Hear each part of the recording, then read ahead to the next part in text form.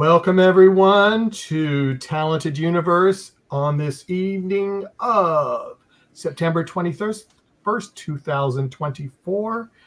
It is approximately 10 a.m. on the East Coast, 7 p.m. on the West Coast, and other places in between I'm not dealing with right now. I'm sorry, Jag.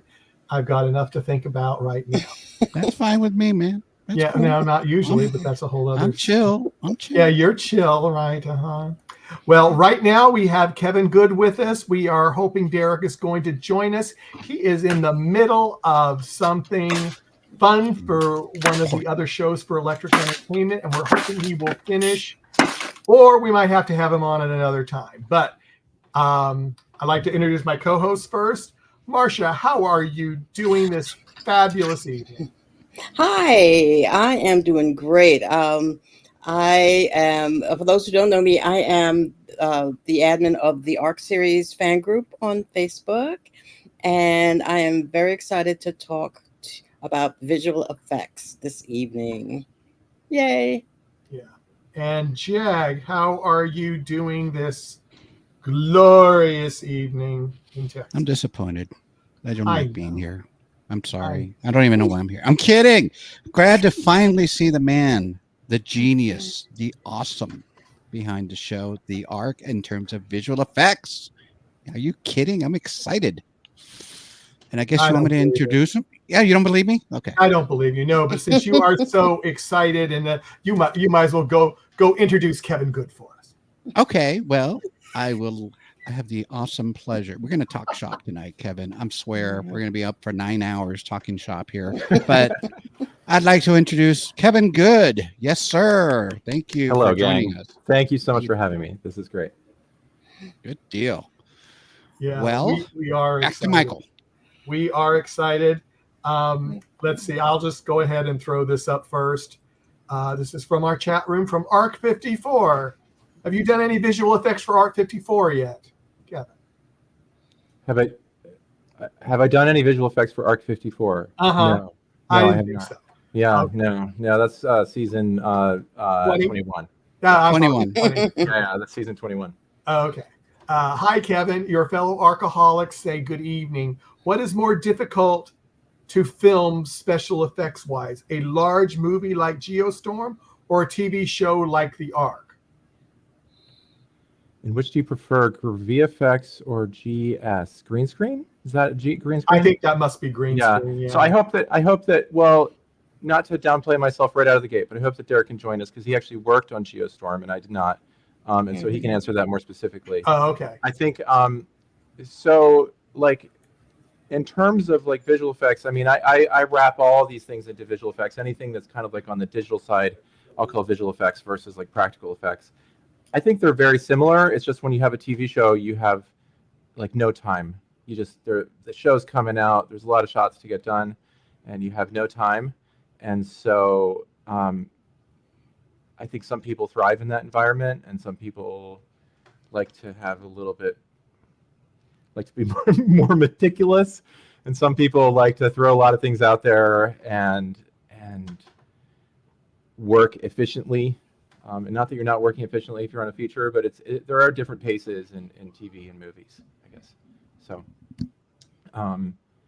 and I'm not quite sure I followed the VFX versus green screen thing. I mean, I consider green screen just part of VFX. Maybe it's like, maybe she wanted to know what you prefer to do. Maybe that was what it was.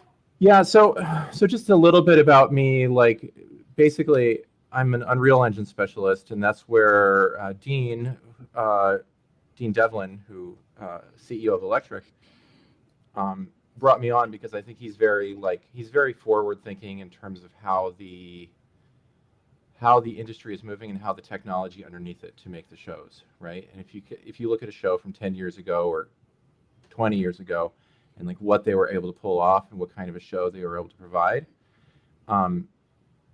it's just the bar is moving so quickly, right? Like the things you're seeing in TV shows are things that you would see in movies 10 years ago. And now the movies have raised the bar, and now in a few years we're seeing, in Unreal Engine is this interesting thing because it started as a video game. So I think the best way that I can explain this is I think there's like a convergence of things going on here. We have like like the weatherman. You all know the weatherman. You've seen that guy. He stands in front of a green screen and they put up a map and he can wave his hand around, and he does that live on TV, right? So there's that. It's like live green screen, those sorts of things. There's traditional kind of movie VFX where, you know, maybe we're filming on green screen, maybe we're filming in a regular environment, and then we're cutting people out, maybe with a green screen, maybe with rotoscoping, which is where you just cut the person out sort of manually. And then we're integrating other elements. We're putting in a spaceship, and Iron Man's flying around, and whatever. Kind of traditional movie VFX. And then the third piece of this that is like kind of coming together to make what we can do now is video game engines. I'm sure everybody's seen video games, and over the course of the last few years, you thought to yourself, man, these video games are looking real good.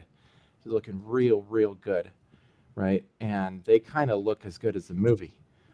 And that's what Unreal Engine is. Unreal Engine is a video game engine that runs a lot of video games that people play. And there's another engine called Unity that people use for a lot of things also. And basically, like, I think these things are converging where now we can do the weatherman setup, but we can use Unreal Engine, this video game engine, to do like these really very impressive environments, spaceships, whatever. And then it's kind of like it's speeding up the pipeline on traditional VFX, right? So traditional VFX kind of get this accelerated thing where we're mishmashing these new technologies together, and I think it's opening the doors for shows and smaller shows like this. I don't think it's a small show in terms of scope, but it doesn't have like a Game of Thrones budget, you know. So it's It'd be nice if it did. Content, it's genre content, and it's opening the door for things like that to be able to go bigger and be more imaginative and tell whatever stories they can dream up. And so I come from a background with the Unreal stuff, and I showed Dean some things that I did in Unreal where this person was walking around on a planet, and he was like, "Cool, you're on the team." Oh, well, that was good. Yeah, that was a quick little thing. Yeah, the technology has changed. I mean, 15 years ago, it might even be more than that, I was using Lightwave to do 3D animation. And I was teaching it to elementary school kids, and I haven't done it in a while. And as you said, the technology has just blown up after I was teaching my class. I mean, I was just seeing when I stopped teaching that those kind of engines were coming out, and I was just going, oh, this thing blows everything away. I mean, it was just amazing. So I totally get what you're saying. Sophia Medley says woot woot. I don't know if you know who that is. You probably do. I do. I figured you might. And then Elizabeth says the ARC fan group is on deck. I have a question from one of your fellow ARCaholics. Well, really, it's for your hand. Will it be doing autographs for its role in episode 6 as the hand on the planet? Seriously, though, we are so glad you're here tonight. Thank you. Happy to do this. I think it was this hand. No, it was this hand. Yeah, there it is. But you're not sure. Yeah. Let me, before I do any more questions from the chat room, let me go on to Jag tonight. Oh, cool. Well, welcome, Kevin. And you had kind of already answered the question of how you got involved with the ARC.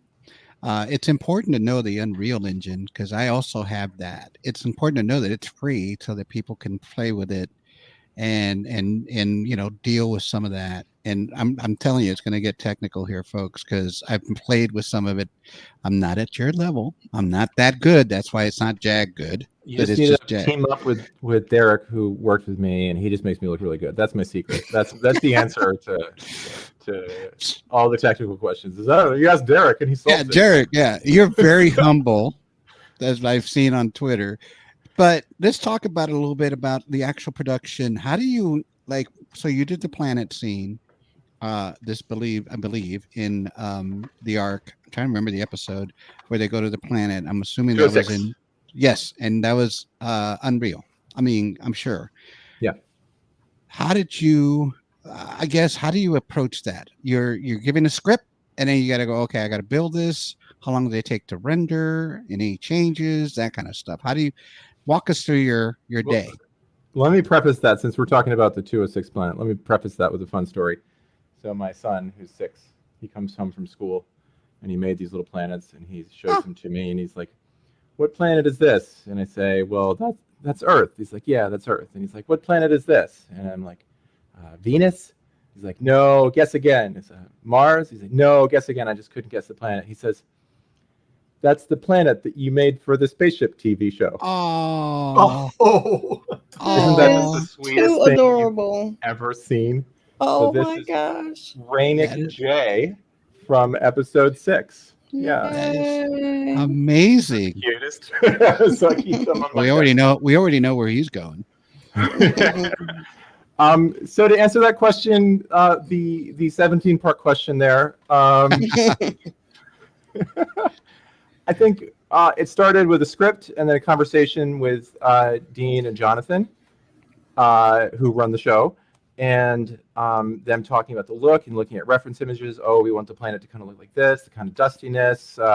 It's story first, right? So I think the key is you can't just sit down and be like, "Awesome, alien planet. I always wanted to do a planet made out of rainbows." I've been working on that already. You have to think, what is it that they're trying to tell in the story? And I think what they were trying to tell in that story was, this is a bad place to crash land. We are not home. We are not home yet. There's no part of us that is going to set up a tent here and make this the new colony. And so kind of starting with that, of looking at some reference images, like those really jagged rocks, the horrible, dusty, miserable windstorm, no sign of plant life, just kind of really a hellscape, right? And so we started there, and then I come from kind of I actually don't come from a strictly VFX background. I come from a directing and cinematography background. And so what I do then is I load up some assets in Unreal. I'll load up a landscape, an existing landscape, maybe from the real world, or maybe just from some landscape pack, whatever. And then I'll kind of just fly the camera around and kind of try to find some angles where if this was real life, where would we do this, right? So in that case, the story is they've set their shuttle down. So so I need a little patch where they look like it's kind of safe to set down, and maybe some debris leading up to the crash site and all those things. And I kind of go into the virtual world and scout around it as if it was the real thing. Again, always kind of trying to keep an eye on what our story is here and what we're doing there. So the story there was that they're kind of landing in a more exposed area, and they're going down into the valley, and then they're going down into that crevasse where they can finally take their helmets off, and that's where they find Ian. I think we're well past spoilers for episode 6 at this point. Yes. Absolutely. Yes. So, and then that has to mesh then with storyboards from the directors, and then we just kind of keep refining it. I'll do a previs for a sequence like that, and then we kind of refine that previs, and some spot in there they film some real life actors, and then the previs kind of becomes not so much a previs anymore. And that's kind of the interesting thing about this new Unreal Engine workflow that I'm excited about anyway, is that I think this, in the more traditional pipeline, the big Hollywood movie pipeline, what you do is you do a previs, which is a lot of gray boxes, kind of, so you can get the timing and really poor animation and whatever. And then maybe you film some stuff, but that previs doesn't really kind of carry through. And I think with some of these new pipelines, what happens is those initial sketches you can make them in a world, and then you just kind of keep making that world better. And then that's what you guys saw. My first previs is kind of what you guys saw. It just didn't look good, And then we need to tweak the lighting here. We need to work on the texture of the surface here, and then eventually you run out of time, and then you hit send. Mm-hmm. The renders were quick on that, and that's the beauty of Unreal Engine, is that we're not waiting for renders. Sometimes the renders take a few minutes. A really, really long render out of Unreal will take a couple hours if we, turn everything up to 11. Yeah, I was So- gonna say I'll be asking your computer setup because you have to have some beefy computer. Yeah. No. It's just like a gamer computer. It's it's got like a nice NVIDIA graphics card in it, but here I have a 3090 Ti, if that means anything to anybody. Yeah. And it's a good gamer computer, but it's not like it's not like Not a- doing visual effects 10 or 20 years ago where you're buying like these Render farm. $20,000 insano workstations. No, you just go to Best Buy and you buy like whatever has the coolest, blinkiest lights on it, and that says like superpower GPU. You just get that, and you'll be fine. Yeah. Well, let me interrupt everyone. Derek is here. Oh, awesome! I'm going to bring him on, and then I'm going to make some changes to the screen. So everybody, bear with me for all the craziness that I have to go through right now. No problem. Hey. My sincerest apologies. There we go. I am so sorry. Please forgive me. I was out with my daughters and. Oh, that's not what I said. So just don't say anything. Okay. He was busy working on Arc. You're busy working 7. on something for Dean. That's what I said. That's usually true. That's usually very true. He is very, very demanding, but rightfully so. And Paul has a message, I'm assuming, for Kevin here. Oh, that's my brother. And my I brother. know. He says, "Oh man, I lost track of time and I'm 15 minutes late." Hi. There we go. Paul is also a VFX wizard who helped me out a lot when I started at Electric because I didn't have Derek. To be clear, what I do is I make a big mess of things and then I say, Derek is not working. Oops, he's in the other direction. Derek, it's not working.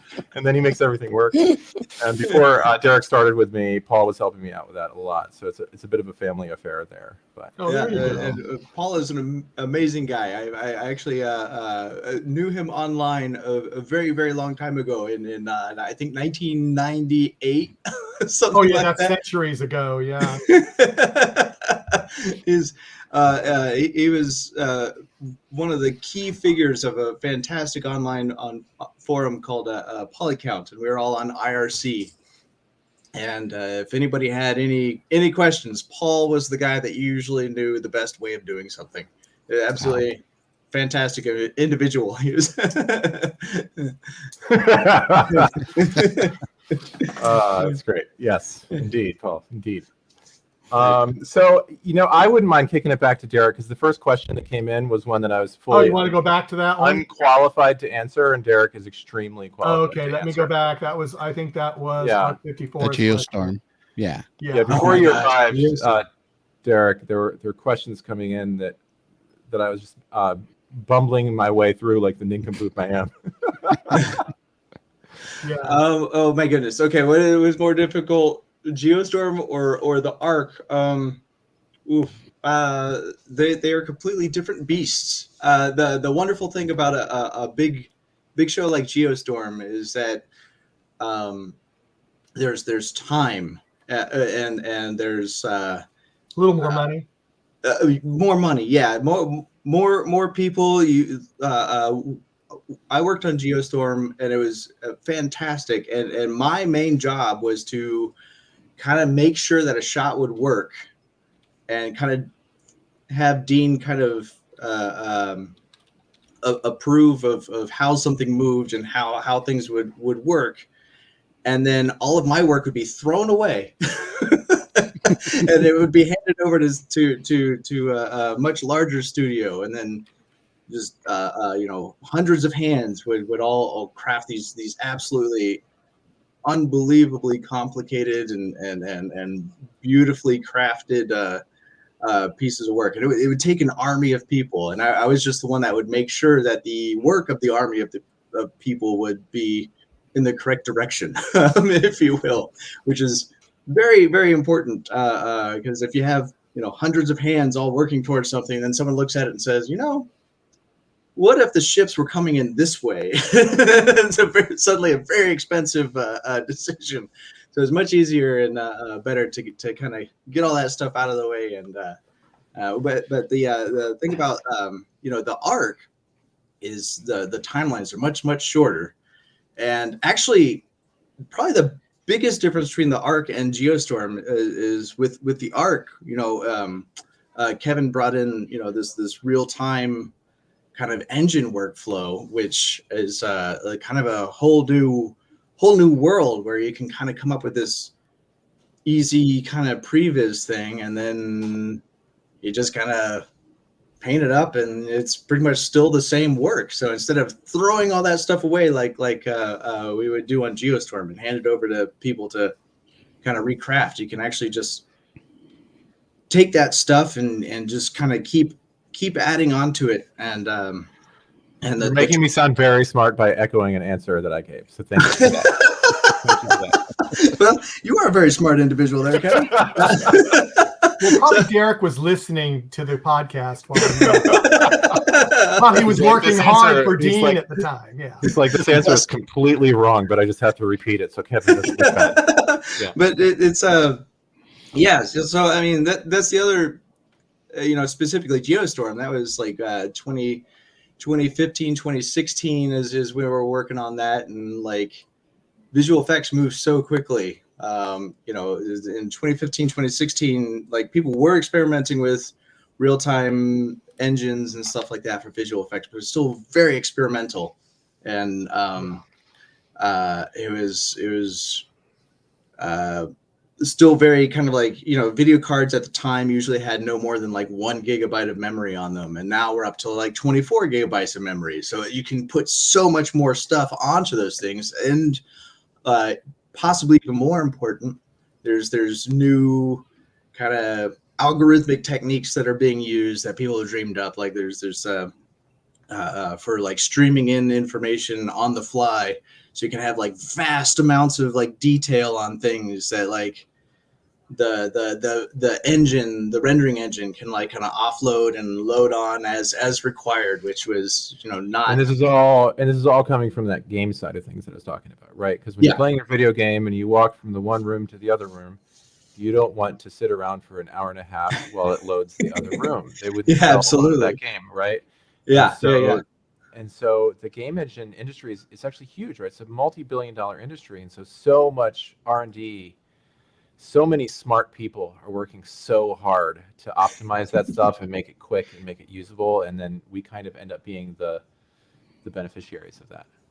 Which is good. I remember the days when it took forever to load stuff.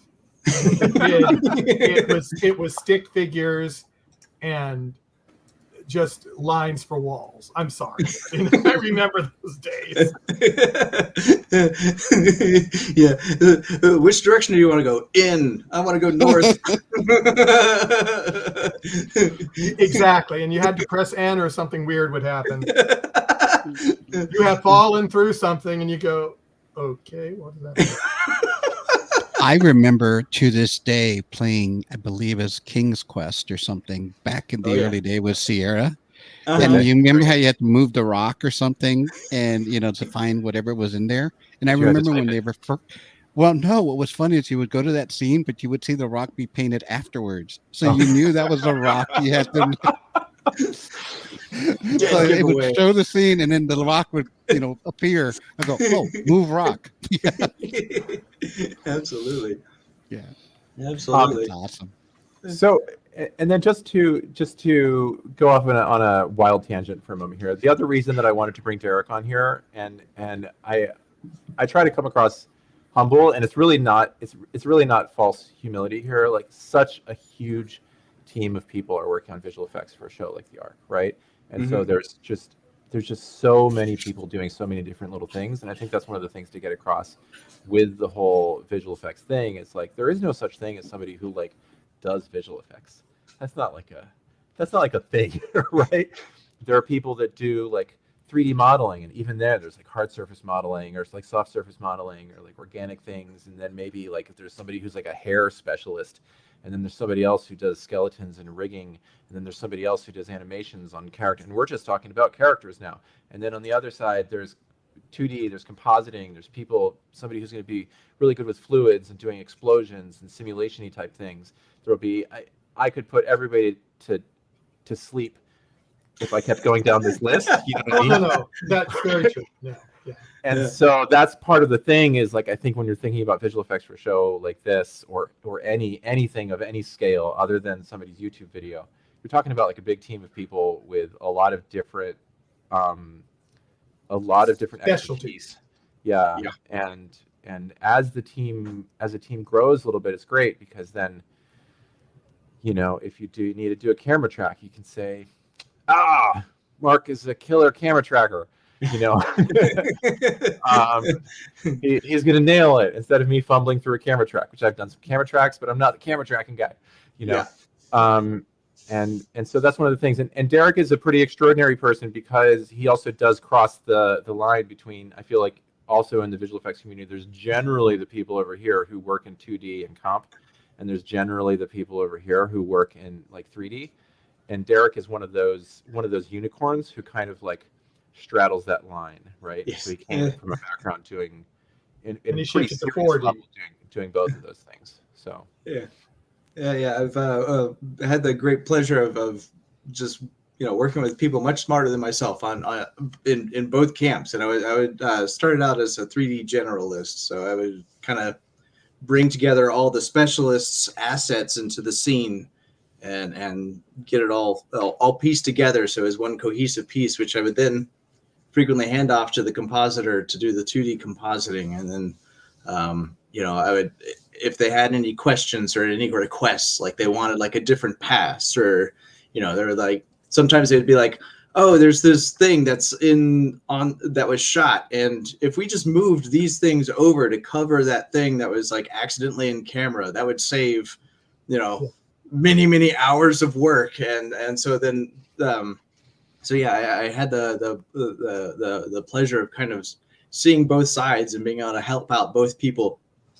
And then, sometimes all the 3D work would be done, and they would say, "Why don't you come on over and help us out with the compositing?" And I'd say, "My pleasure."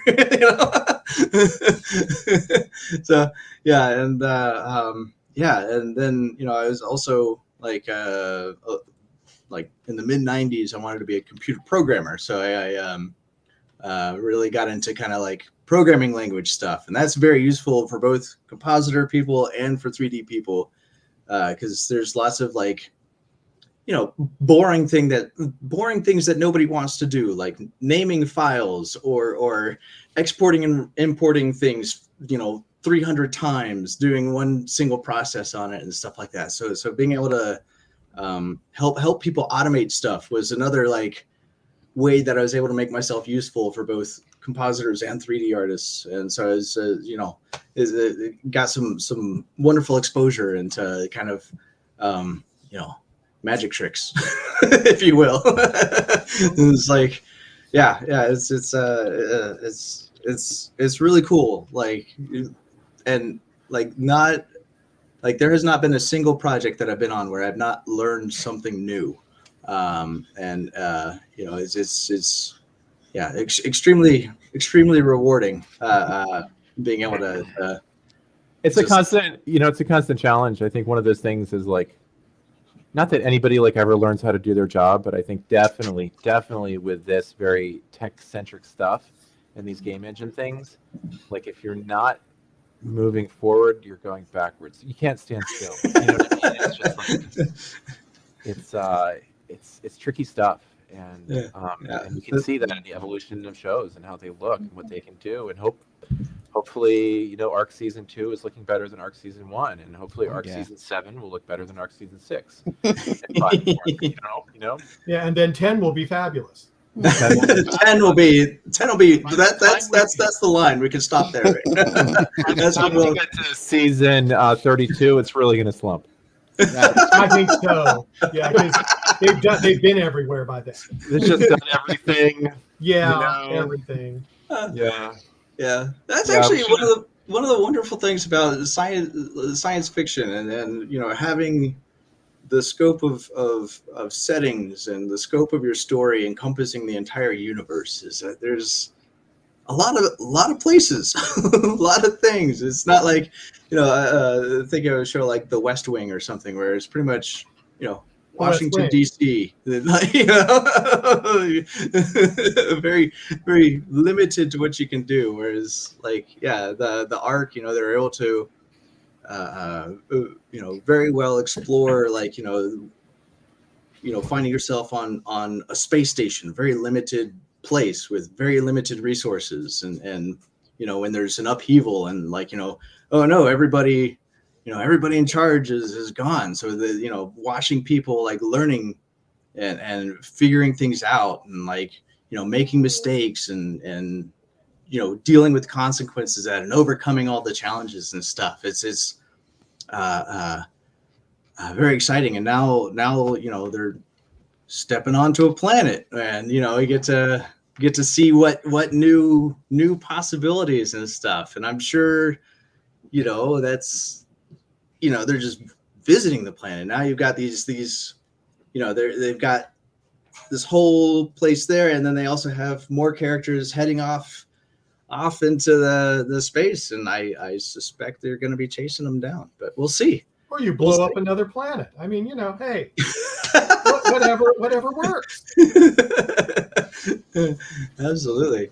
Marcia, before I go on to a thing, we kind of left you out, and I feel so sorry. I know. And you can get me later, you know, but that's okay. But I'm hoping you have some fun questions for me. I do. I'm chomping at the bit. Fire away. Let's have it. Oh, okay. Well, as somebody who is less of a tech person, much less. However, I super enjoy all of the effects as when it comes out. This year is kind of a special year for a lot of people in that it's. I'm going to put a coin in the Wayback Machine. It's the 25th anniversary of The Matrix. Okay. And I wonder if, you know, I think both of you might have been old enough to have seen The Matrix on screen. Yep, if you absolutely did. And what that meant at the time to see something like that. Wow. Yeah. It was absolutely massive. Go ahead, Kevin. I mean, The Matrix was massive for me. I will go back. I even put this in my little bio blurb if anybody saw that on YouTube. But I'm going to go back to Star Wars. I'm just going to go way back. You're going to go way back. That's good. I'm going to go way back. That's and this right. is honestly, this is like part of what makes me feel good about working on these things and making these imaginative worlds. So I was a very young kid. I don't know how old I was. It's all fuzzy back then, but this was the early 80s. And I had to be hospitalized for a few days. This was at Children's Hospital in D.C. And I was miserable. I was an unhappy, hospitalized child. They rolled in one of those crappy old TV sets with a little VHS machine, and they put in this movie called Star Wars, who my super annoying older brother, Paul Good, who's watching this, had said, "Oh my God, this is like the best movie ever." Blah! Right? And when your older brother likes something, you kind of mean, it's probably terrible, right? And I don't know, like the power of a movie like that to like transport me away, and like how I was not a sick kid in a hospital anymore. I was just on this journey with this Luke Skywalker cat, and like I mean, it was just. It wasn't like a pivotal moment in my life. It was one of many pivotal moments in my life where these stories like The Matrix have that ability to do that thing to you, where you're like, wow, I've never seen this before. I'm just totally in it. I'm just totally absorbed in the story. I'm not looking at the visual effects. I'm not looking at anything. I'm just experiencing it, and that's so powerful. And I think it is one of the reasons that, you know, I keep trying to do this many decades later, you know,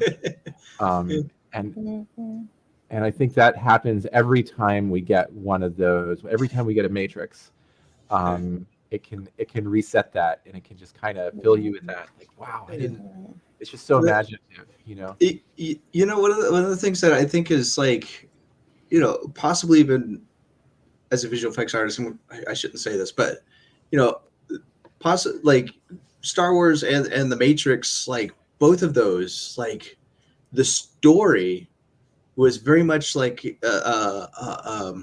you're put into this strange new situation. You don't really know what's going on.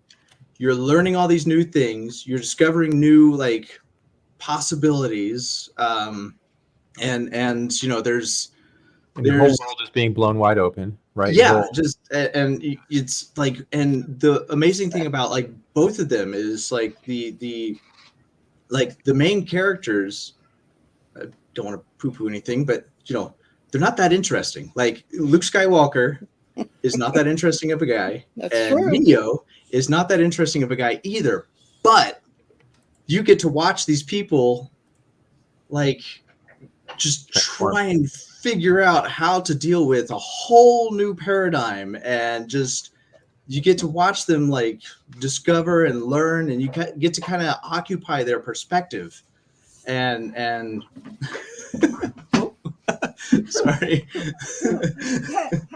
my daughter is very interested in the camera.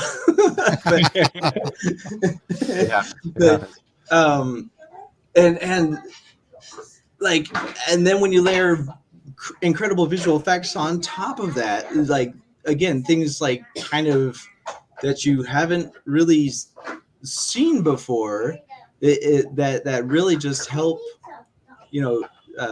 suspend that disbelief that everybody loves to have suspended. And it's just, and with the Matrix, there's the bullet time, which has now been played to death, but at the time it was just absolutely amazing that you could really just this really incredible moment of time you could actually really just kind of like absorb what was happening and seeing what was going before the very satisfying speed up then the hit or whatever would happen at the end. It was just really, and then like kind of afterwards you have a moment of just like, how the heck did they do that?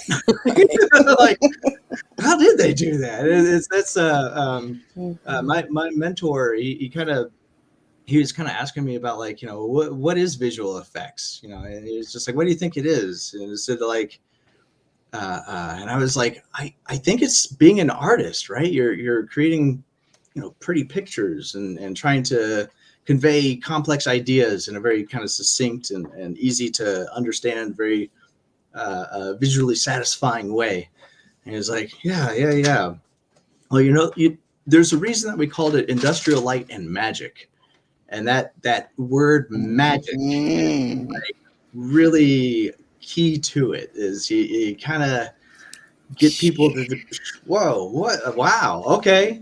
So that's something I try and keep in mind is just like, try and just there's also a lot of I don't know how much you guys are hosts, I'm sure Derek is aware of it. There's so much, and it's frustrating working on visual effects. There's so much poo-pooing on visual effects in the industry. It's like this whole thing, right? It's just like a running joke where like every director comes out and like, oh, we did it all practically, there's no VFX. I mean, Christopher Nolan is the most egregious example of this. And I mean, he makes these movies with like these spaceships going through black holes, and then he goes to a press junket and he's like, we did it with no visual effects. It's like, come on, man.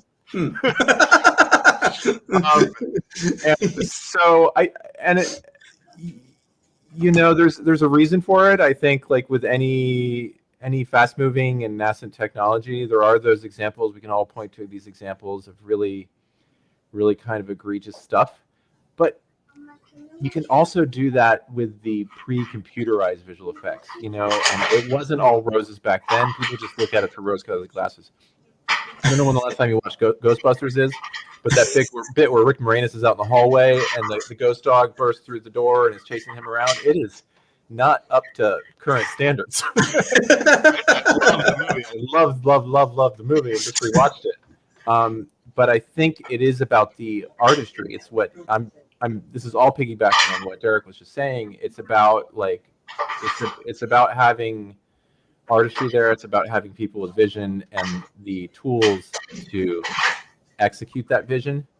And just like in Ghostbusters era or now, you can pull that off or you cannot. And I think, again, not poo-pooing Ghostbusters, but it would have been a better movie if that been more believable. You know what I mean? If you could be able to like really stay in that moment and be like damn, that demon dog looks serious. This guy's running for his life instead of being like stop motion. You know, I mean, they did an amazing job with the tools they had at the time, but it doesn't always hold up. So No, I agree with that, because I mean, I got into loving space even more. I mean, I watched the original Star Trek when it was on air live. Yeah. And right after that, my dad took me to a movie. He took me, Kevin will get a kick out of this. He took me to the world premiere of 2001: A Space Odyssey in DC. Oh, wow. And Wow. I remember sitting there, and today's standards, I've looked at it since, and I go, I didn't see any of this stuff when I was little. But at that time, the scope and everything, it just blew me away. Did I understand the plot really at the end and all that? No. But the visuals were so impressive. I mean, it made a lasting impact on me for the rest of my life. And I still remember that I didn't understand. We got through halfway through the movie, and there was an intermission. Mm-hmm.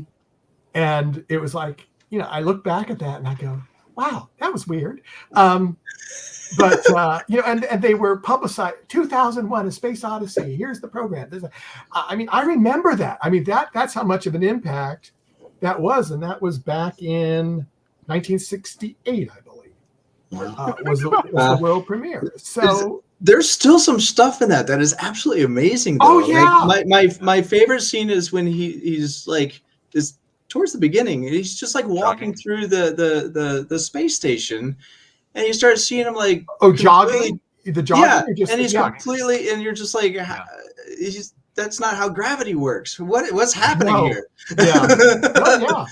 Yeah. In your, my brother commented on it, but in your defense, I don't think anyone has ever understood any Stanley Kubrick movie. Period. So I think you're in good company. Oh, yeah, here it is. I just thought, yeah. Okay, but I don't feel bad. I will just extend that. I'll extend that to every Stanley Kubrick movie.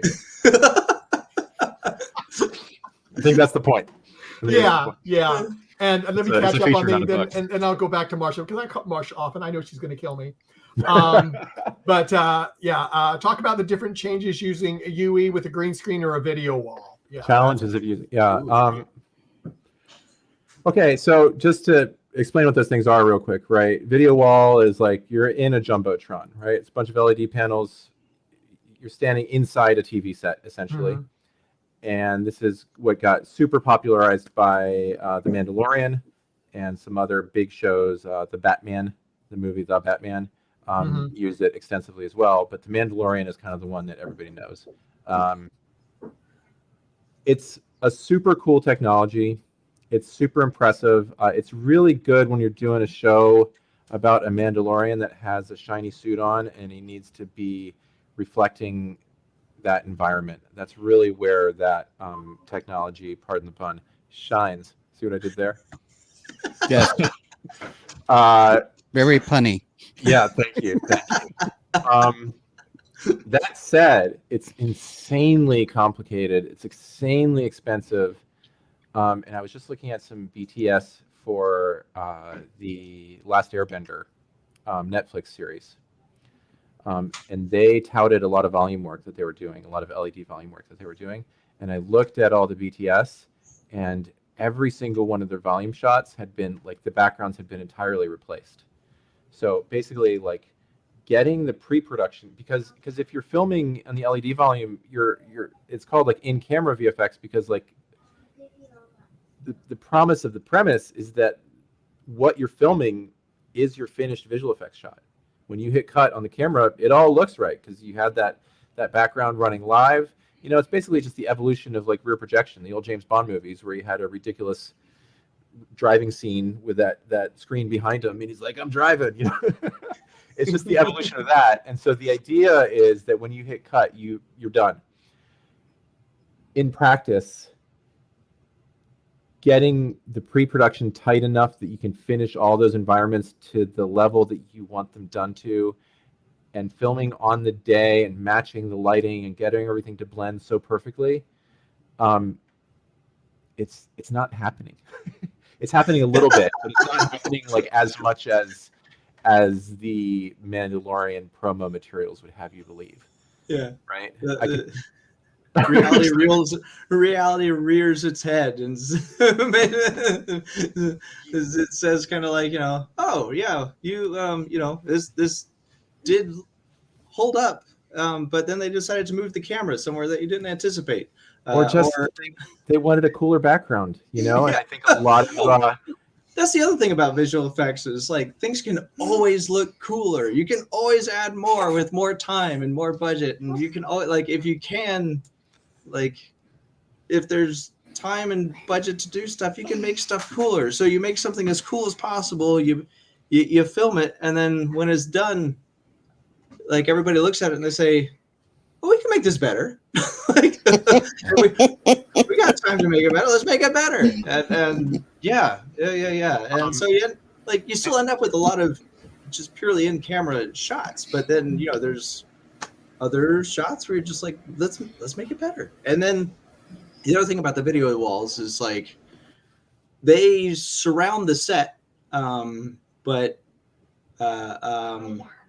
there'll be gaps, or the at some point you have to there's a split where the wall of video and the floor happen. The floor and the video try to put a shrub there, but it's going to be conspicuous if there's always this line of shrubs the same distance from the camera every shot, right? Yeah.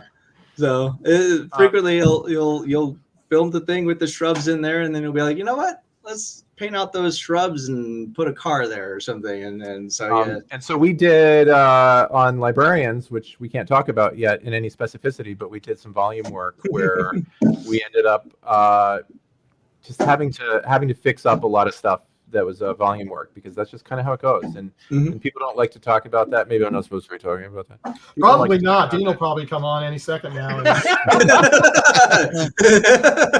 Because Marsha's a good friend of Dean, so yeah. But then, so the flip side of that question was like green screen Unreal Engine stuff, and that's a different thing, and it's very interesting. So basically, you're still filming on a green screen, like we've done for decades at this point, green or blue, whatever. But you hook up a live key. This is kind of like that weatherman thing I was talking about. You hook up a live green screen key, and you're doing the weatherman thing. But now you're doing it with all that extra stuff, and maybe you're not doing like final pixels in camera. You're still going to go to like a traditional post pipeline. Somebody's still going to composite that green screen, put everything together, and make it all match. But what you can do, and we did do this some on the Ark, is you can kind of see how it's going to look on set in the moment, right? So Jonathan Glassner was directing an episode that I went to Serbia to help set up this green screen virtual production thing.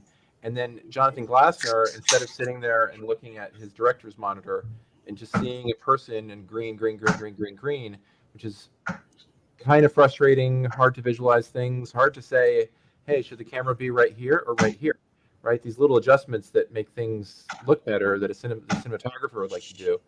It's kind of hard to do if you're just cool. I guess it's a person on green. We'll send that to Derek later and make it look cool. So what we can do is on set we can have a really, it's 90% of the way there. We can have that preview and make some really good decisions. It's more fun. It's more fun for the director. They get to make more informed decisions, and I think there's a lot of promise in doing more of that. Get the reflections. It makes the cinematographer and director's job so much easier with these crazy fantastical completely different world effect shots, because like Kevin said, it's really hard to be like, all right, I'm a cinematographer, let me make this look really cool, and you just got a green void. And it's like, I guess that'll be cool.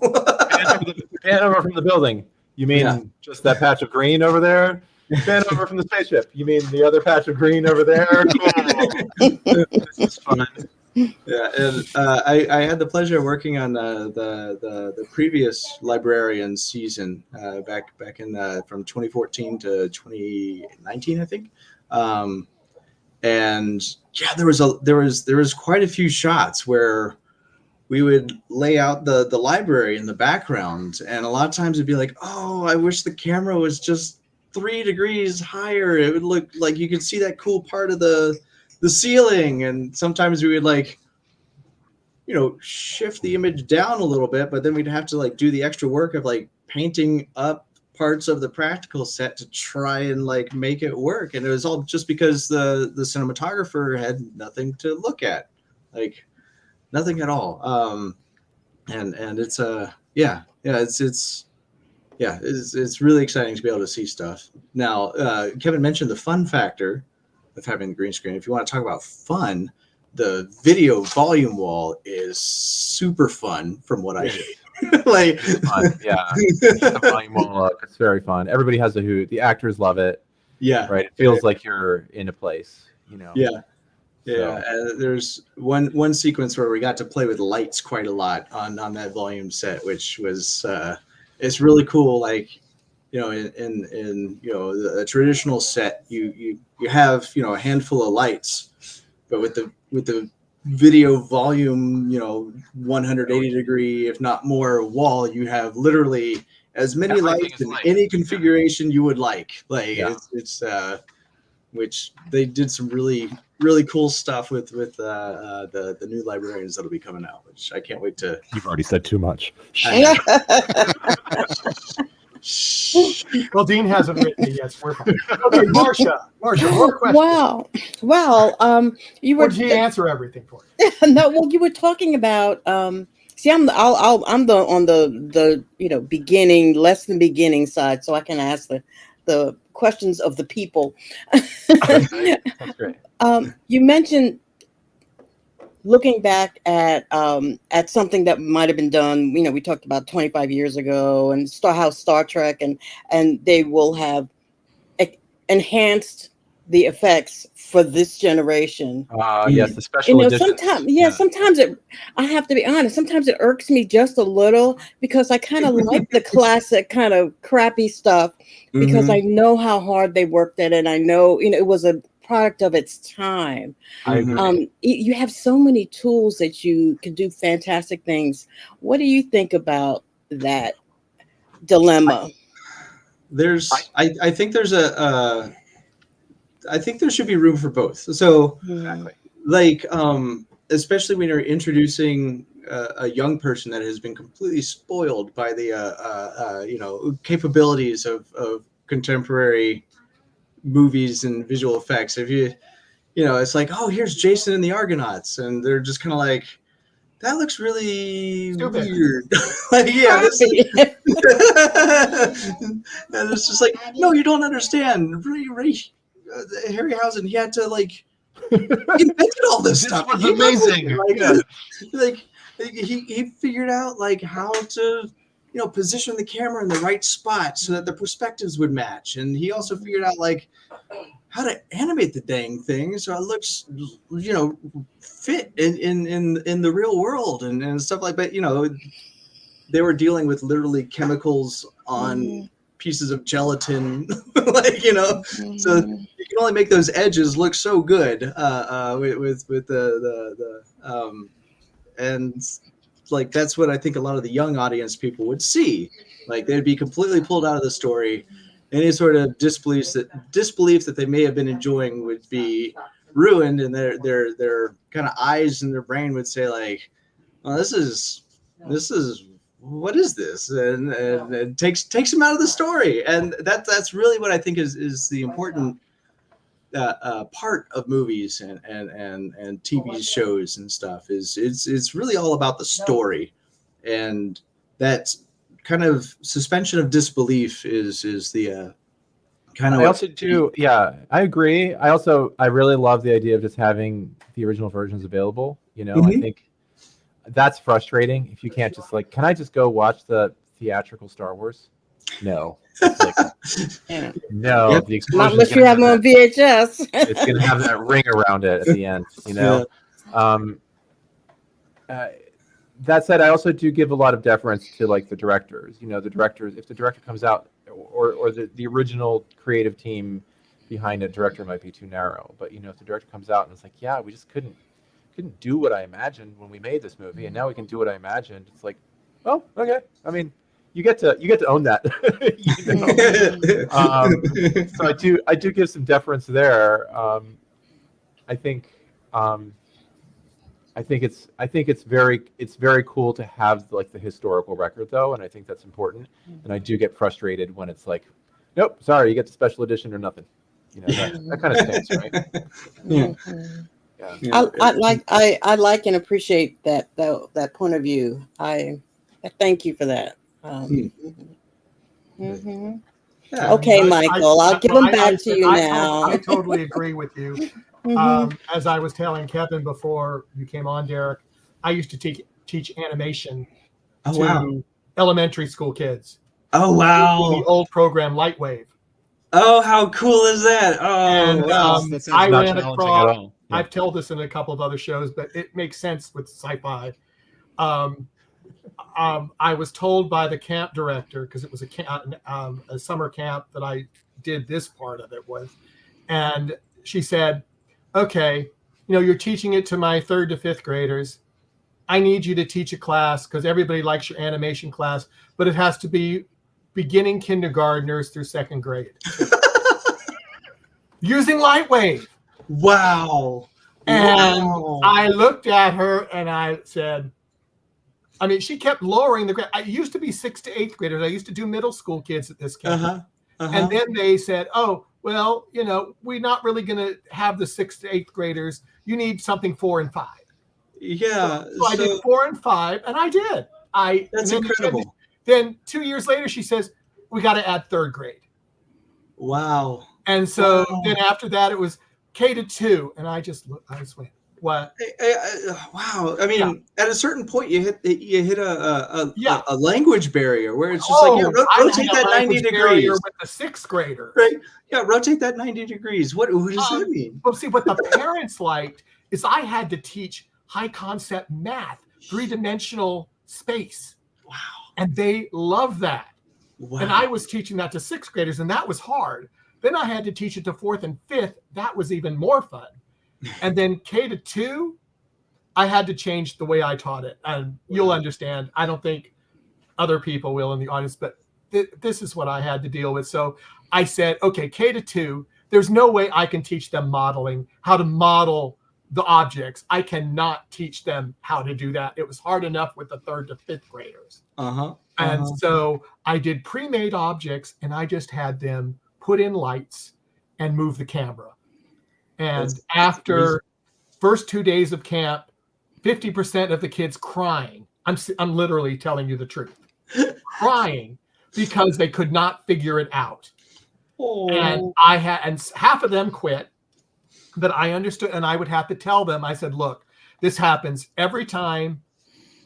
After 3 days, you're going to not know why you didn't understand it before.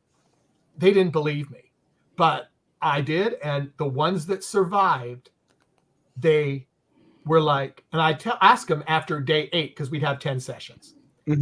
I said, do you know why you said, oh, this is so easy. They were doing timing, they were doing cameras, and they were doing lights. Wow. Kindergarten through 2nd grade. But the funny thing was, this is why I'm saying about what you were talking about with the new effects. I threw in Enterprise 1701A. These kids, the first time I taught that in the lower grades in K to 2, they didn't know what the Enterprise was. They had no idea. And then we had Star Trek 2009 that summer. The next year, when I brought in those models, every single kid knew what it was. They knew what it was because they'd gone to see a Star Trek movie that had the newer effects, and they went to see it. And then they knew exactly what that ship was. 1 year made the difference. So I've done my rant, but you need to find one of those kids now. They're probably like running Silicon Valley. Or actually, probably like, a couple of them continued using Lightwave and went into similar fields. That's so cool. in the movie industry, and I was so proud of them. But Right. Yeah, that's absolutely and incredible. at least 5 of my students ended up buying Lightwave after my class. Wow. And I was like, your parents said this was okay? And they said, oh, yeah. I went, okay.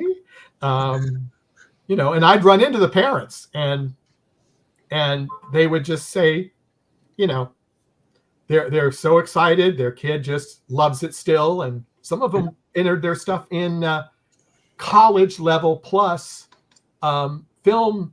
Why can't I remember the word? Festivals. Mm. And the college kids were shocked that high school kids were in there doing this stuff with Lightwave. Yeah, that is so cool to hear that. Like, I mean, conceptually, like, there's really no reason. I think the barriers to entry are very much and that proves that. I mean, I didn't think I could do it. I didn't think I could take it to K-2, but you know, after when they got to 3rd grade, then they learned how to make the models.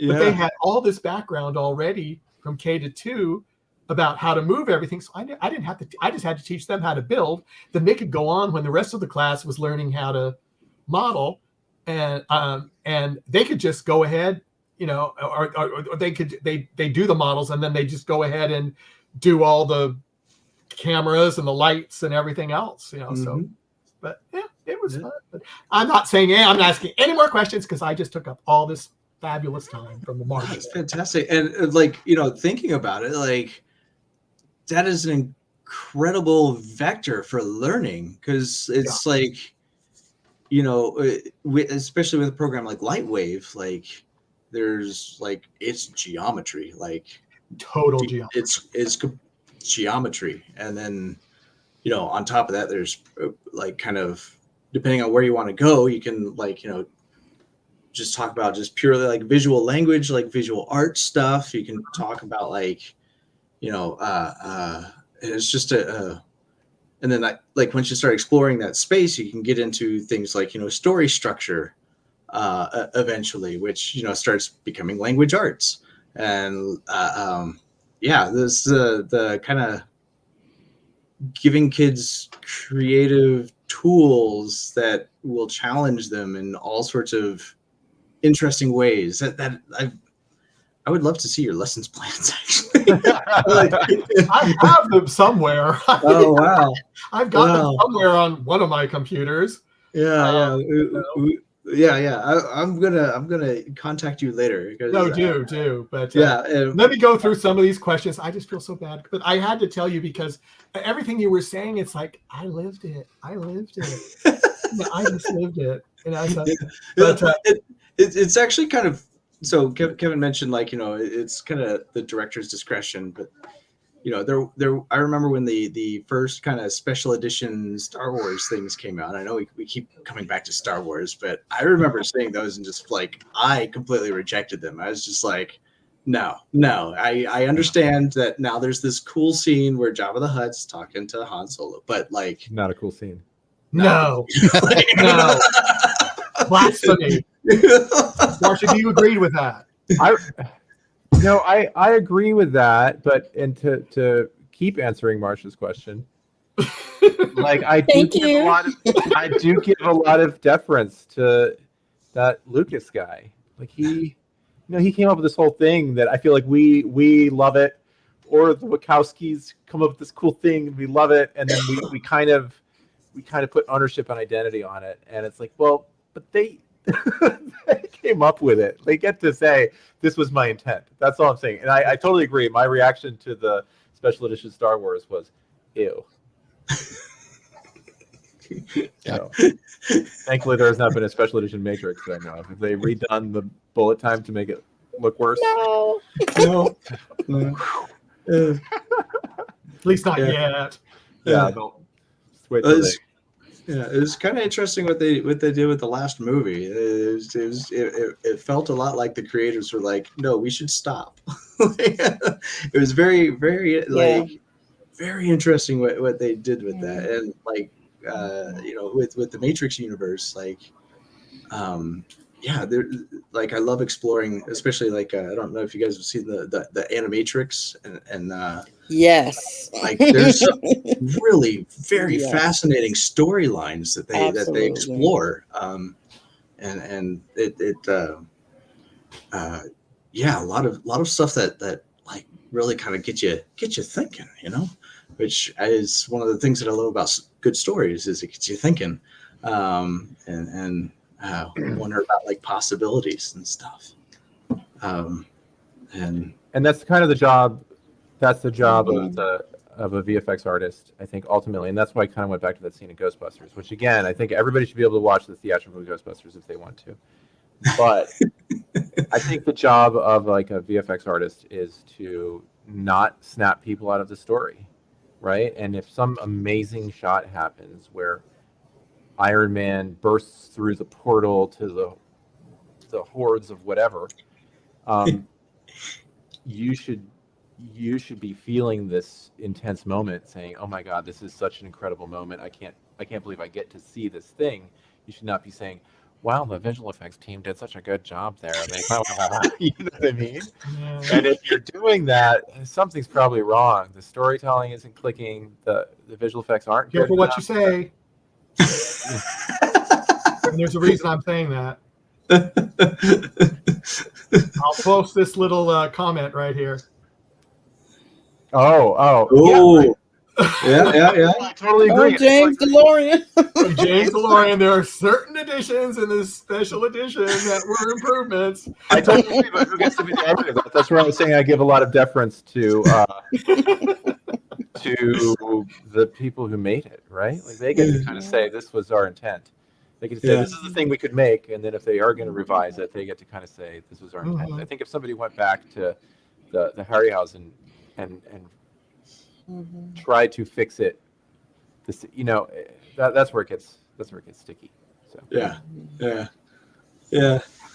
Well, I'm interested in your dream state. It seems to me like people who are so creative visually have got to have really interesting dreams. I'm just saying.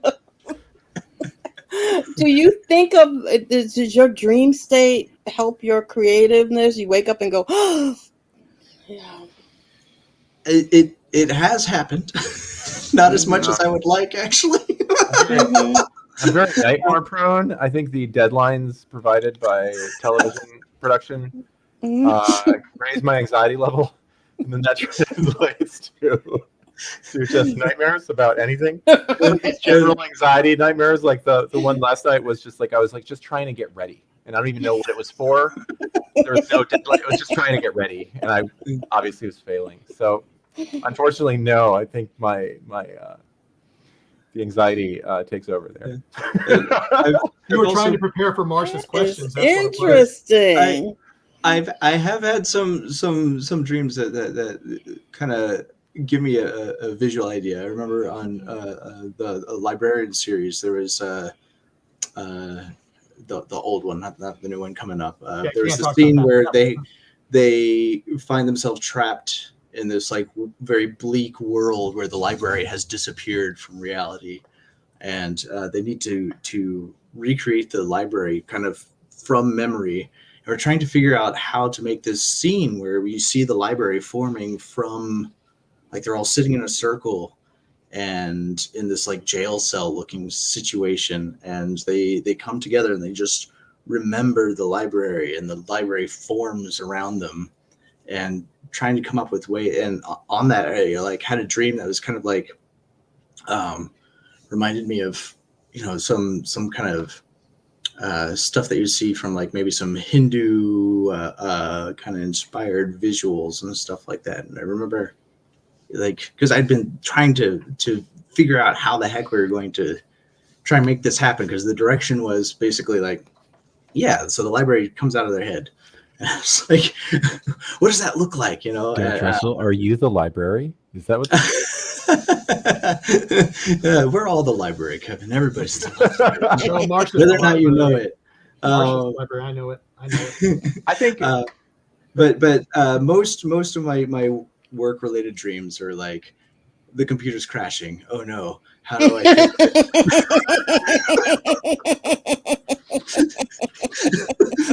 How could my memory have died?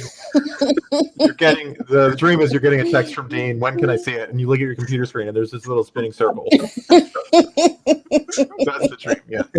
Yeah. Or Unfortunately, you're down to 1 second render or whatever, and it just crashes. Exactly.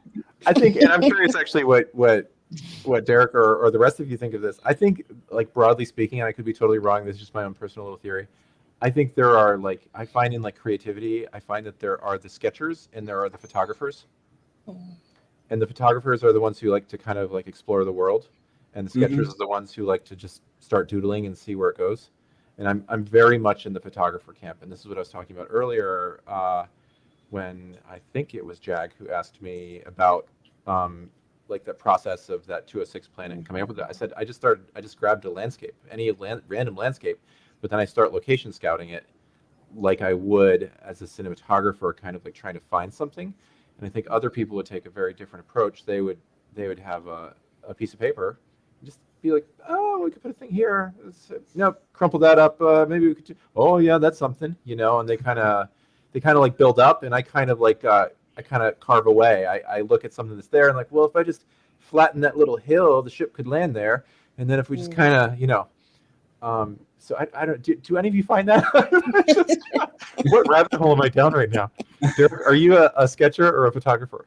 I'm very much more of a doodler. I like, I very much like to just kind of start plopping stuff down and seeing what appears, and then as things appear, then I try and like fit that into something that looks photographic. So you're the one that plopped the rock in Jag's game.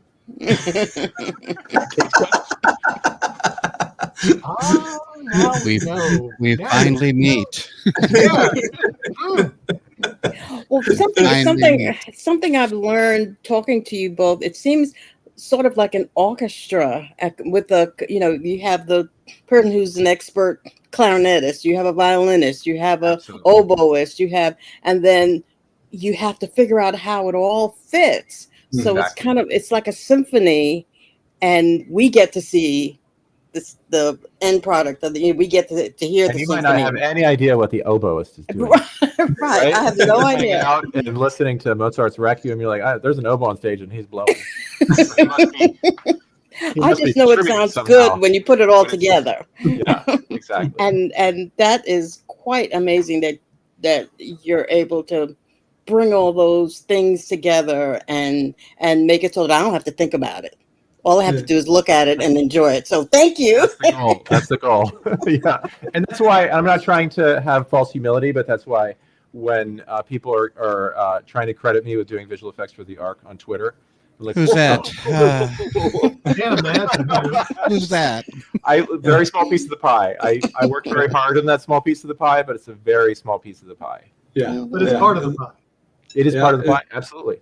And, this definitely hundreds and hundreds of hands, all very skilled hands, all doing very good work that kind of all come together to make there's frequently, especially with stories, people hearing or like it's very easy to kind of tell the story of the savant or like the very talented individual and stuff, but it's much harder to tell the more accurate and true story of hundreds of people coming together, solving thousands of problems. Literally thousands of problems need to be solved to make these things happen. And like it's there are exceptions to this, but like in the vast majority of cases, it's hundreds and hundreds of extremely skilled hands that have cumulatively like hundreds of years of experience, all working together to create one kind of cohesive thing, and also making like really incremental improvements, which is I think is one of those interesting things. Going back to the Matrix, Marcia. Thank you. I think everybody was floored when they saw Trinity make that first jump, and we saw that Yes. right? Yes. Like, Absolutely. right? But it was an incremental improvement. Like a bunch of people had been playing around with like the bullet time. They just hadn't like put all the pieces together in that way, right? It was like it wasn't like we hadn't seen attempts at that. We just hadn't seen it come together. And when it comes together, it's just so incredible.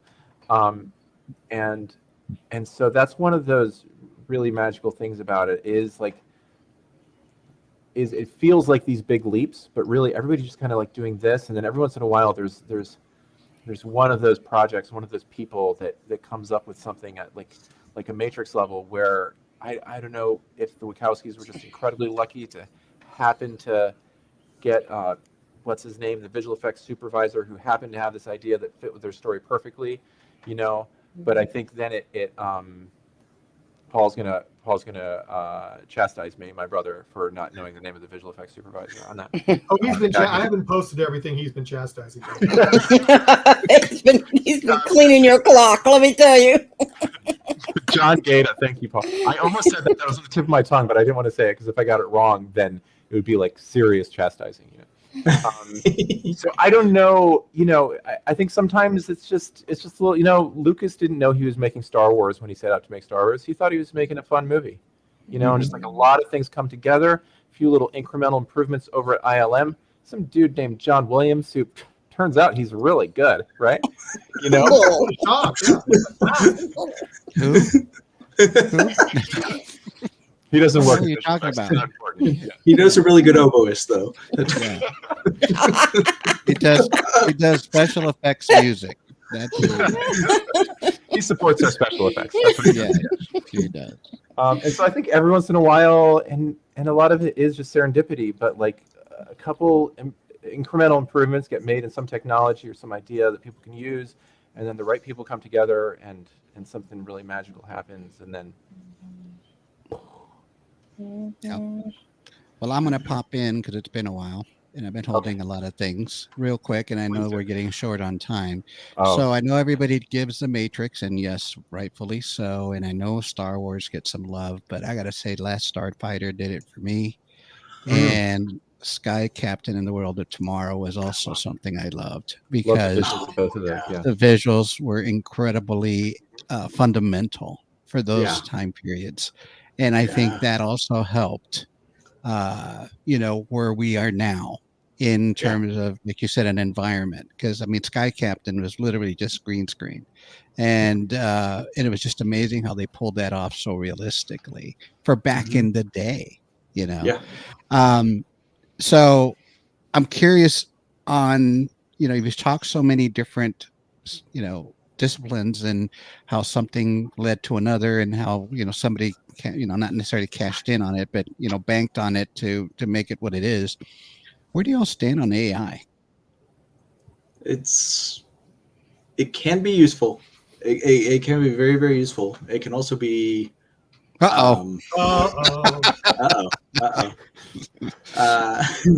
it can also be a crutch. No, that's not the right word. It can also. So the thing about the AI is the interesting ideas can be realized. Like AI can help realize an interesting idea, but I don't think AI itself is going to be able to come up with something that is going to, you know, you know, it all comes down to story usually in the end, and like it's a really good regurgitation machine. Like you can feed it a bunch of cool stuff and it can spit out something that sounds cool, but like at least especially all the story things that I've seen related to AI, it's like they're really boring. Very boring. It's like you start reading it and like after a couple paragraphs you're like, why am I reading this? I read this before. Yeah, exactly. Yeah.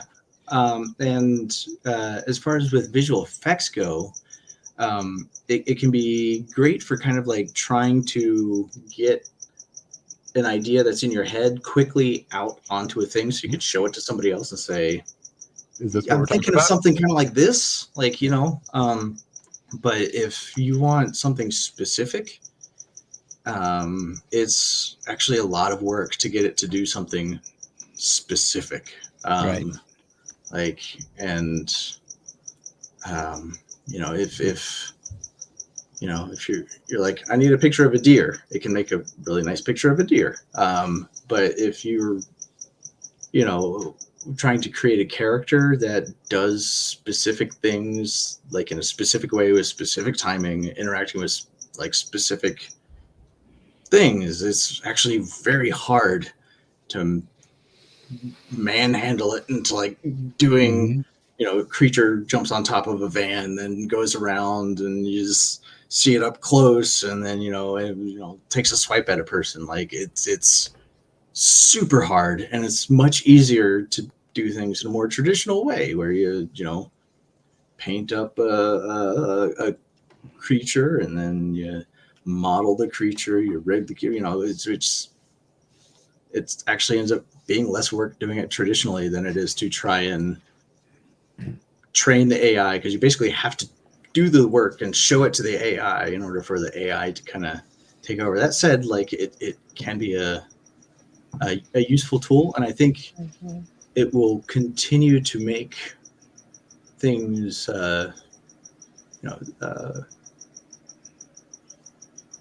make things more efficient when it comes to, like, I have this picture of this creature that I painted and I needed to scowl, like, or something like that. Then you can start doing the things where you can show an image of a creature and then have like footage of a person getting angry and scowl, and be like, okay, AI, now take this video of the person scowling but make it look like this painting. And it can do an okay job at kind of doing a face replacement type of a thing. But like, again, it's also like this black box of just like, please do it, and the AI might do a good job, it might do a really horrible job, and it's really hard to tell how the dice are gonna roll. Yeah, and I was gonna say, and it currently has a difficult time just to do fingers. I've seen, you can tell somebody's fingers, they come up with 7 fingers in their hand or something. It's gotten so good. So, all right. So I'm going to talk fast because I have, John, I finished a movie where I was fixing up a skunk. I'm going to try to talk fast. First of all, I think it's just too big of a job. This is a whole extra podcast series. Here we go. I think there's some serious IP problems, right? Intellectual property, in terms of how these things are being trained, and if the people that are basically contributing to the things being trained are being compensated, they're not. Spoiler alert, right? So that's a sticky wicket. I don't know how to address that. You can't put algorithms back in a box. It's kind of like we've opened Pandora's box and it's out there, and now, right? Sam Altman, the CEO of OpenAI, just last week, like, said in an interview, like, we can't train these things without using copyrighted material. It's like, so you're just like breaking the law officially. So that's really complicated. I don't know what the solution is there. In terms of specifically using it for visual effects, I'm already finding uses for it. Today, I needed to create a depth map of an image. A few years ago, I would have sat there painting a depth map, and it just would have taken me all day. And now I just be a depth map. I want one, and it's done. So it's maybe not to, like, or at least not in the near future. We're not just going to be like, make a shot of the Ark and some dude named Bojan, who's Eva's sister, going out of the airlock towards the other Ark while all this debris is flying by. Send, and like have like the That's scene not come what back you at did. us, right? I thought that's what you did. Yeah. So we're probably, we're a ways off from that. But today we can use a lot of things to streamline things. And then I do think I don't know. I just saw the new demo from Runway where you can do like the image to image and change the style of things. So you can, Gen 3 looks amazing. Runway, right? And so I think there's going to be a future in a lot of the visual effects stuff where we're doing what would have been like kind of good previs. Like we have our spaceship, so it has our structure, and our planet that we're coming in and landing on, so it has our structure and our kind of color palette, but we haven't refined it, and those textures over there kind of suck, and the lighting is kind of meh, right? and then you feed that into Runway Gen 5, and you'd be like, just make this look awesomer, and then and so I think there's going to be a lot of opportunities for things like that going forward. There's a big ethics problem that I don't know what the way past it is, honestly. Yeah, I agree, because when I'm on Runway, so when I post something that I've done, I always make sure to just tag it. And I think like on Instagram or on social, I think you're ethically obligated to say this is AI, because a lot of people try to pass it off on their own, and you think it's real, especially when it's something of a political, or somebody just in general, an artist or something like that. So you have to be real careful. So just real quick, back to the Ark. Was that your guys' visual effects on the episode 4 Museum of Death, or was it F5? I pre-vised that. So that was actually the first thing I did at Electric. Was I worked on that sequence and pre-vising it. So you're not seeing any of my pixels there, but you're seeing some of my ideas. So that's fun. That was amazing. That was amazing. That was done. Curious if you can. I know you use Unreal. Derek, what kind of tools do you use? Oh man, I've used a lot of tools. How much time do you have? Yeah. And you got 2 seconds to answer. No. I'll give him 10. Yeah, so I mean, I had the pleasure of starting in the mid '90s. So yeah, I had the 3D Studio. Oh yeah. R3, I think it was, or something. It's still command prompt, yada yada, and then got TrueSpace and Windows 3.1, and then got into 3D Studio Max, which is about the time that I met Paul. And then and at the time I was modifying video games because I thought that was just the coolest thing ever. And then I don't know, I went to college and got a degree in computer animation, and so there I got introduced to Maya and Shake, which completely, like, it's a whole new world, like node based methodologies and stuff, which anyway, I'm getting off track. But like, fast forward. Yeah, these days I've been playing a lot with. So my favorite tools are Nuke, and I still love Maya. Houdini is absolutely fantastic, and I get to play with that a little bit.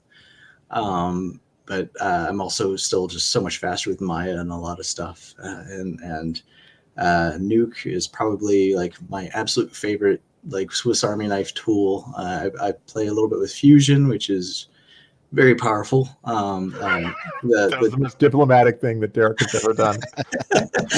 Well, the documentation of Fusion is nothing compared to Nuke. So Nuke is actually much easier to learn, in my opinion. But like, yeah. And I've also been exploring Blender, which one of the really cool things about Blender is it's free and open source software.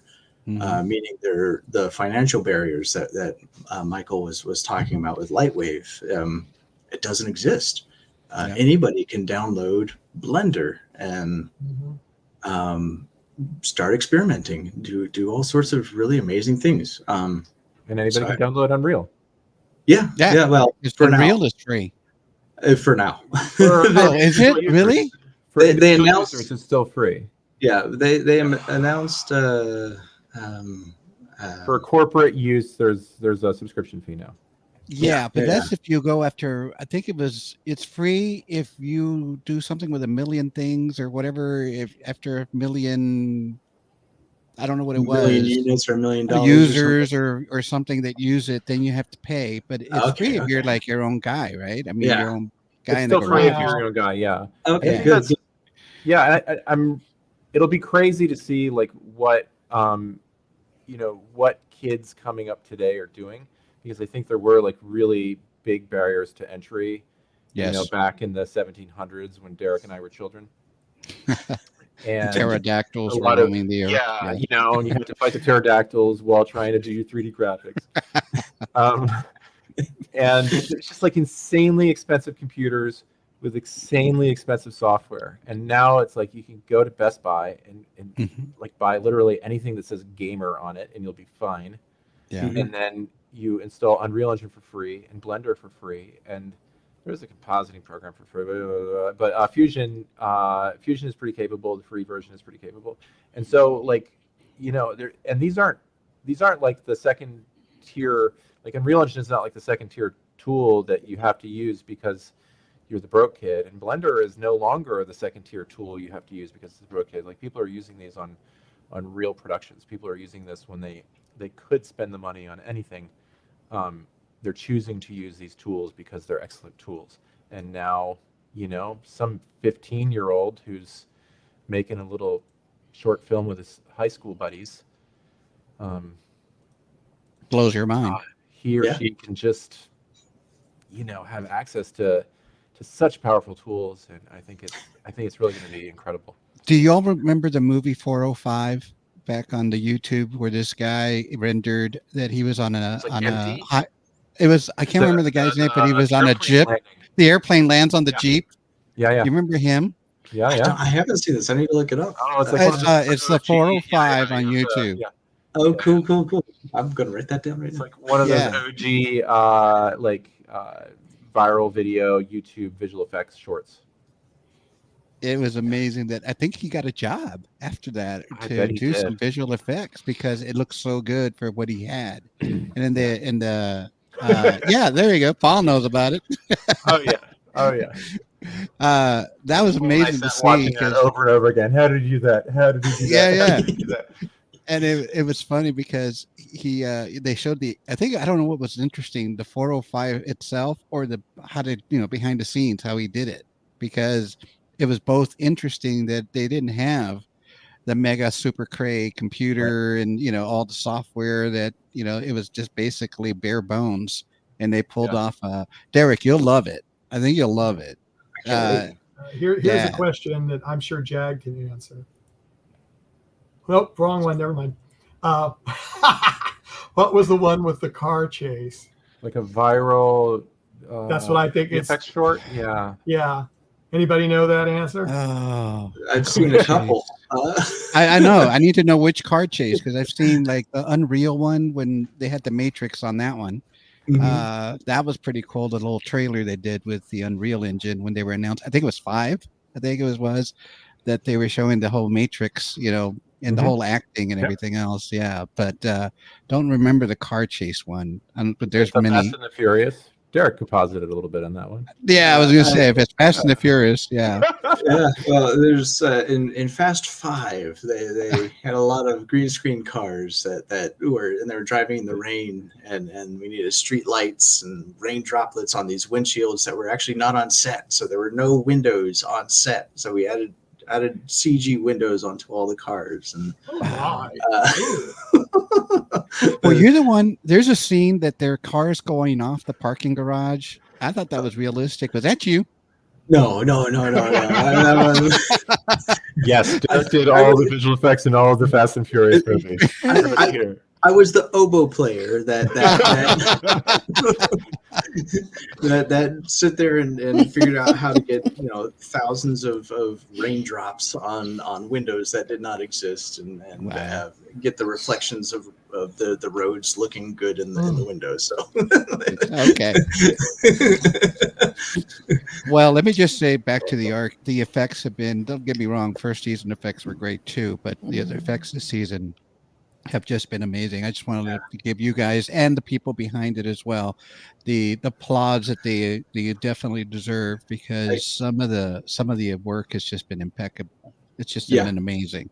Yeah, I think the biggest thing is the amount of time the artists are being given to work on these things. I think that's the biggest factor there. With more time, you can make things more better. and just so you know, it's noticeable.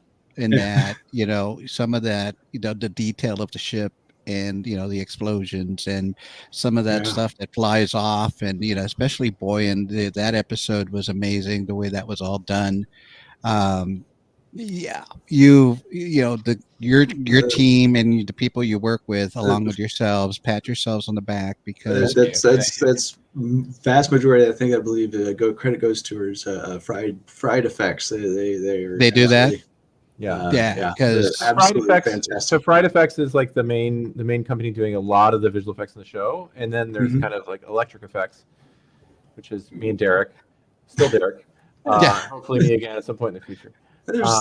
Which was really, like I said, Dean's push to get into the real-time stuff, to get into the Unreal Engine stuff, and you can even see it over, that episode with Boyan is one episode. In that episode, we kind of did the old school pipeline where I previs something, and then they threw that all away. Like Derek was talking about Geostorm, you throw the whole thing away, and then a team of other people come in and try to make it again and make it not look terrible, right?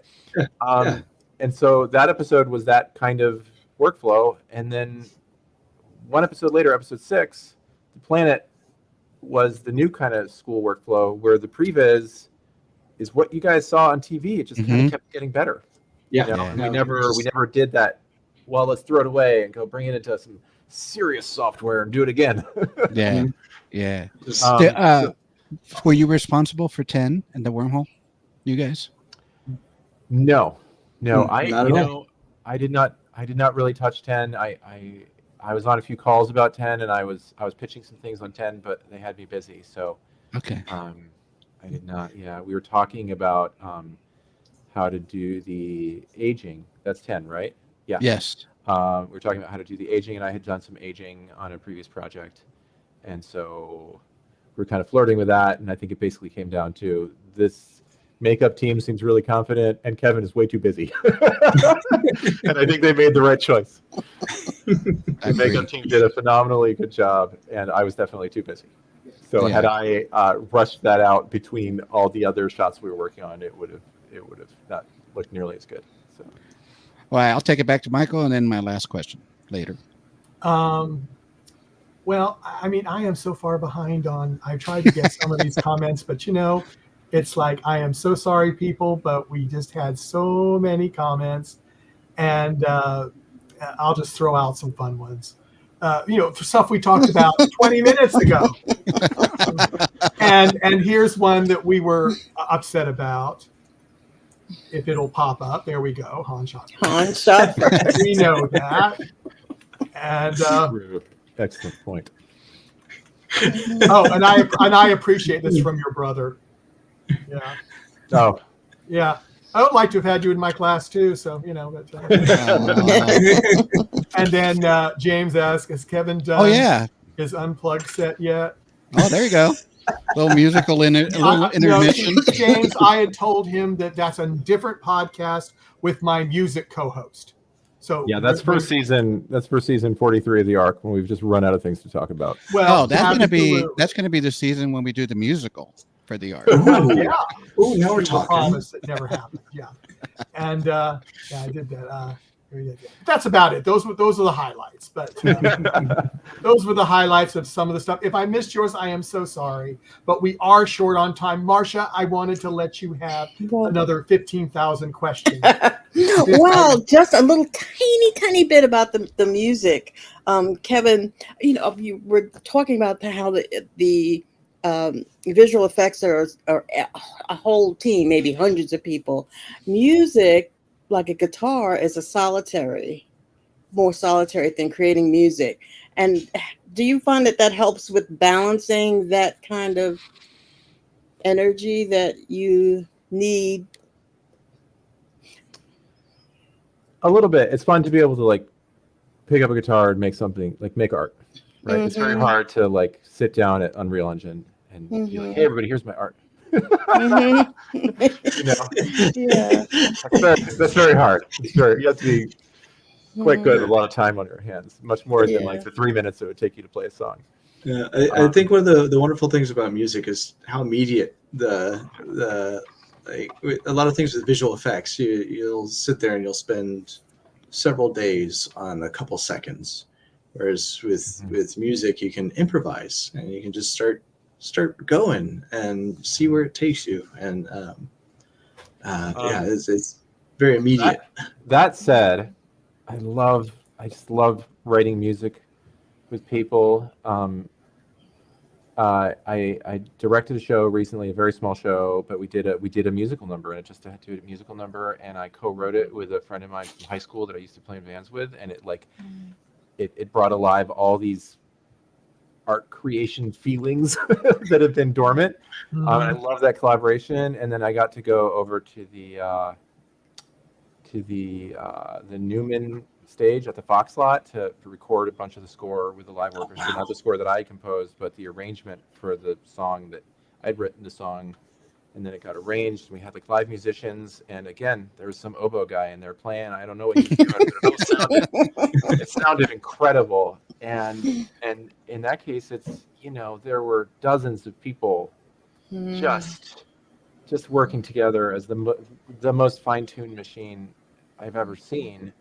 You know, and honestly, a creative highlight in my life was getting to go over to the Fox lot. This is the place where, you know, they recorded like the bum ba dum bum bum bum bum bum with the same people who were getting to do those things, right? I'm in that room with those people with that thing, and like getting to see that literal orchestra bringing something that I had anything to do with to life was phenomenal. So yes and no. I love being able to play some guitar, but I think I'm always trying to find ways of making it collaborative. I like people. I like working with people, and I wouldn't even do the podcast alone. I was like, you got to have Derek on. Come on. Yeah, actually, I'm reminded of there's this fantastic book called the VES Handbook of Virtual Production, which and one of the first passages, I forget who, it may have been Jeff. I forgot who writes Derek, what's a book? Is that like a PDF or something? Or? It's like a PDF, but you know, made out of dead trees. I think. I don't know. Do you pinch and scroll? You know.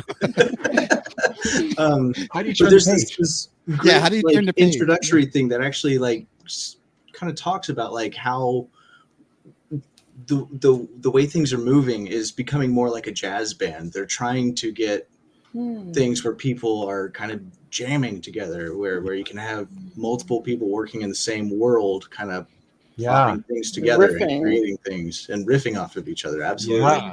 And that's the benefit of like the game real-time engines, right? Because the old school way of doing things, you absolutely could not do that.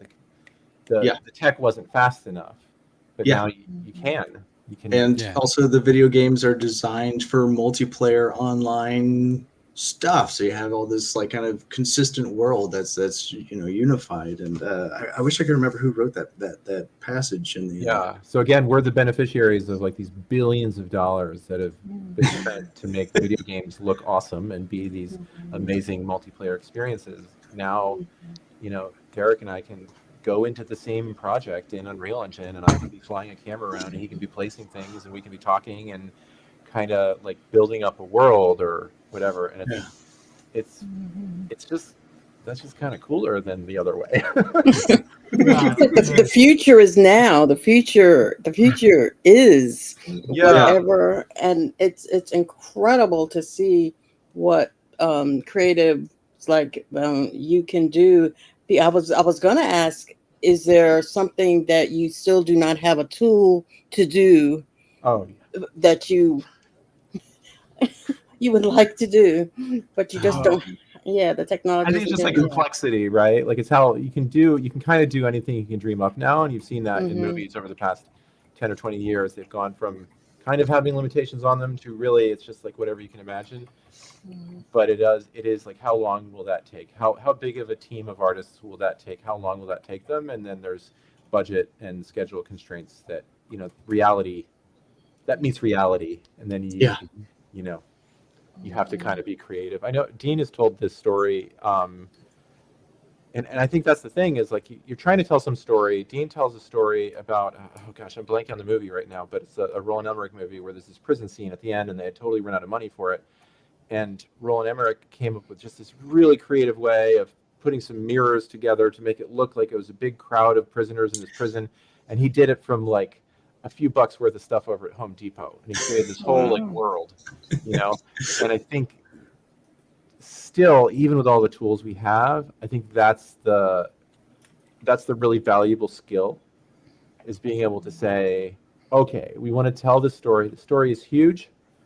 and we can either raise a Marvel movie budget for it and work on it for the next decade, or we can get creative. We can figure out what our bag of Home Depot stuff and mirrors needs to be for this task, and we can kind of like come up with a more creative solution to still tell the story, even if it, even if you thought you were telling the story from this side and now you're telling the story from this side. Yeah, if that makes any sense. Yeah, and also a lot of times those tricks and stuff kind of use the audience's imagination to fill in the gaps. So if on the screen you see the hallway of jail cells, like in the audience's mind, that must mean this huge area is nothing but jail cells going for miles, and it's and audio help, the sound design, and everybody's, again, it's the orchestra, right? Yeah. And well, that's Beautiful. great. So Beautiful. Thank you. I'm going to probably do the final question of the night, but I just want to make just an observation that throughout the entire time that Derek's been on, the curtains behind him were digitally added. They are just want everybody to know that he's so good. He makes his own curtains in the back. So it's so realistic. I have been very moved by your whole. Oh, they move. Oh, and it moves and everything. Wow, Derek, you're so good. So realistic. All right, so this is our final question, and Mike, unless you have something else. No, I'm just going to let you close it out. All right, so this is our final question. I've said too much this episode. So I'll start off with whoever wants to answer first. We've been asking these of our wonderful guests, and by the way, you guys have obviously continued the tradition of our wonderful guests. If you all were provided, Dean came into the office and said, "Hey guys, I'm about to give you an arc." Right? Your own arc. What number, symbol, or letter, or anything? So you have arc 1, arc 5, so forth. What number, letter, or symbol would you like on your own arc? And examples have been given, like your favorite football player, or your lucky number or birthday. Pavle, one of the actors, said 42 for the Hitchhiker's Guide to the Galaxy, that kind of thing. Good reference. So if you guys were given, one of our favorites right now has been Reese. We've had a few favorites, yeah. Yeah, Reese said he wanted the McDonald's M. So that would be that's kind of funny. So he was hungry. So if you all wanted to just kind of, opine what would be your arc number, letter, or symbol. Okay. Unfortunately, go ahead, Kevin. Go ahead. No, I'm going to stall. I was just going to stall for time because I just wanted to say one more thing before I left. So I did have the privilege of going over to Serbia and meeting a lot of the cast and crew and working with them over there to do that virtual production thing. And if any of them are watching, shout outs. They made me feel like a member of the family, even though I was just like this random American dude coming in toward the end of the series to sit at my computer. And particularly Stacy and Ryan, who play Alicia and Angus, like really, like they were super inviting to me and made me feel like part of the family over there, even though I was just some foreign weirdo interloping on this thing they've been working on for months and years because they had that break because of COVID.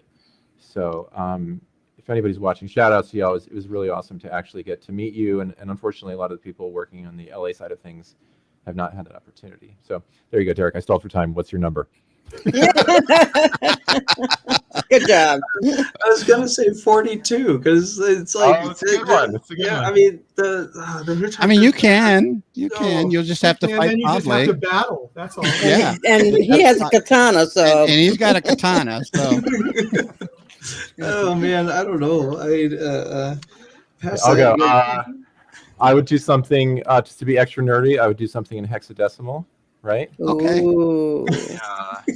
Right. So letters and numbers. So we can just do like a color in hex. So like a hot. Like a hot FFFFF.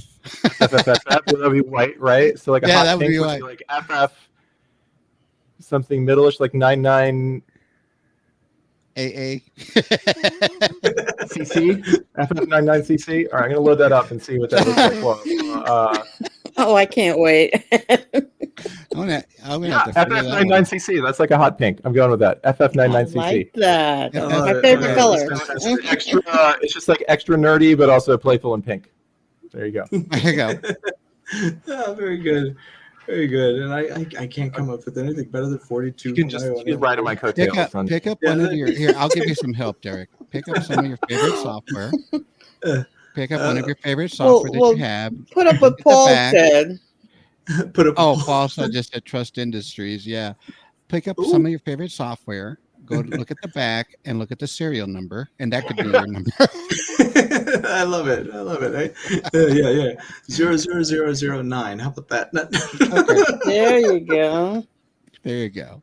No, I know that's a kind of tough one, but I guess you guys can create your own number in your own arc. You don't need me to ask you. So So that's amazing. Yeah.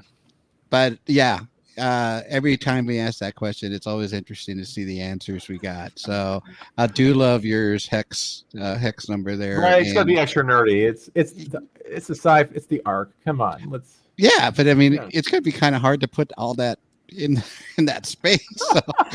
Not if you're creative and you're a visual effects person. No, these are the visual effects people. I'm the wannabe loser over here. So anyway, but take it back to Michael. Okay. Michael looked like he's having fun. Well, of course, that was funny. I would like to thank everyone for coming, especially Kevin and Derek. We have had a blast, and I'm sorry I monopolized on some of the time, but That's okay. Derek just got me going, and Kevin got me going, so I'm sorry. But fine. Thank you guys. This has been fantastic. Yeah, it has been great. Everyone else, subscribe, follow our pages. We really appreciate that. And come and visit us when we've got some art people on and say hi, like James did, and we had some other people do it this morning. Yes, and so it's really cool. We've had one of the producers come and pop in the thing for the last couple of episodes. That's been cool. But anyway, we are way over time, but everyone have a wonderful rest of the evening. Amazing. Sunday Thank you guys. if you're over in Australia, and all this fun thing. And we will see you tomorrow with Ms. Maddox. Awesome. Thank you all so much. So, everyone take it easy. Goodbye. Bye. Bye.